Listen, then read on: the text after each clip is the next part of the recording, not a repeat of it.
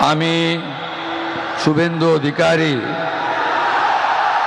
ঈশ্বরের নামে শপথ করিতেছি যে বিধি দ্বারা স্থাপিত ভারতের সংবিধানের প্রতি আমি অকৃত্রিম নিষ্ঠা ও আনুগত্য পোষণ করিব।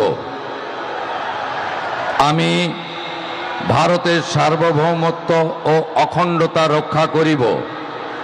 পশ্চিমবঙ্গ রাজ্যের মুখ্যমন্ত্রী রূপে আমার কর্তব্যসমূহ নিষ্ঠাপূর্বক এবং বিবেকসম্মতভাবে নির্বাহ করিব এবং ভয় বা পক্ষপাত, প্রীতি বা বিদ্বেষ রহিত হইয়া সকল শ্রেণীর জনগণের প্রতি সংবিধান ও বিধি অনুসারে ন্যায়াচরণ করিব।